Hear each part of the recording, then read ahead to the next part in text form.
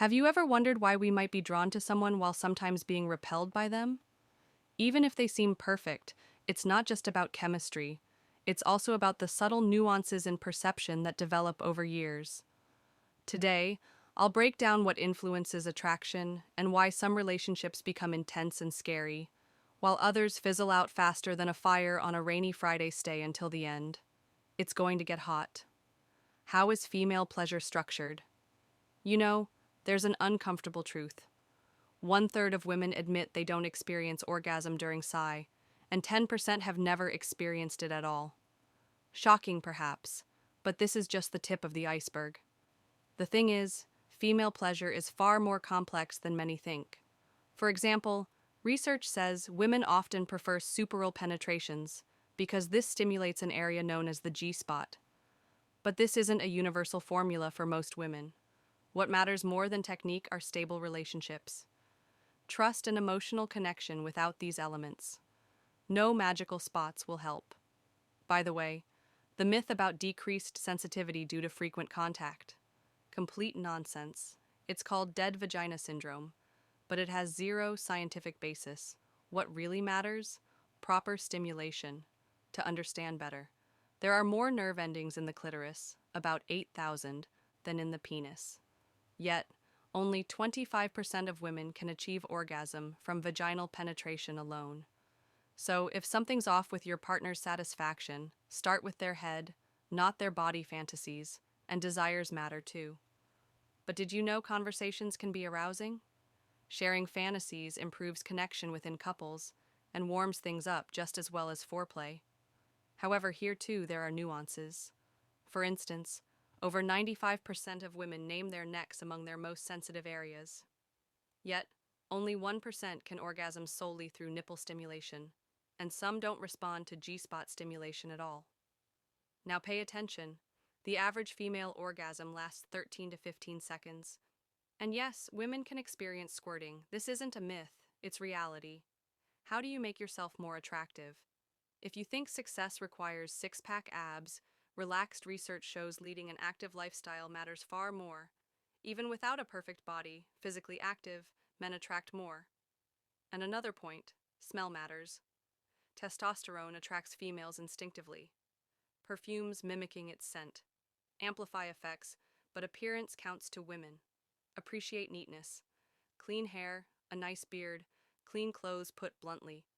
If you look like a caveman, your chances melt away. However, the main thing effort to win her heart, a woman wants to feel special, like expensive jewelry. The harder the conquest, the higher the value. So, three actual fantasies versus reality fantasies are separate stories. Sometimes they reflect real life, sometimes not. Introducing role-playing or discussing desires. That's what keeps things want us to go out for dinner tomorrow. That's great because you're being direct. But if she replies that she can't or would prefer another day, your response should be flexible and understanding, like, sure, I understand. How about Saturday? Instead, this way you show that while you know what you want, you also respect her preferences. You need to be firm, but not stubborn. There's a big difference. A woman will appreciate that you're decisive and clear about what you want. But if you come off as inflexible or unwilling to consider her desires or needs, you may quickly appear self-centered or arrogant, qualities that are not attractive. Importantly, using I want isn't just about you. It also creates an opportunity for her to express what she wants. When you're honest and clear, you give her the space to be the same. This helps build a relationship based on mutual respect and open communication. But the most important thing to keep in mind is your tone. It's not just about what you say, but how you say it. Your tone of voice and attitude are key to making these words effective. You don't want to sound authoritarian or as if you're giving orders. The key is to keep your tone kind and respectful, showing that you have confidence, but are also open to what she has to say. Now that you understand how to use these two powerful words, it's time to put them into practice. This is where you'll really start to notice how such a small change can have a huge impact on how you relate to women and even your overall environment. So here's my challenge for you. Starting today, Use the phrase, I want 5 times a day for the next week. It doesn't matter if it's in big situations or small ones. The important thing is to start building that confidence. Use it with women, friends, or just in your daily life. When you start saying, I want, you'll notice something interesting. People will start reacting differently. You'll see how they respect you more, feel more attracted to you, and perceive you as someone who knows what they want. We've reached the end of this video, but before you go, I want to give you an important reminder. Don't just stick to theory. Take action and put into practice what you've learned today. Knowing the secret is useless if you don't apply it in your daily life. Comment below how you plan to use. I want this week share an example or situation where you think you can apply it.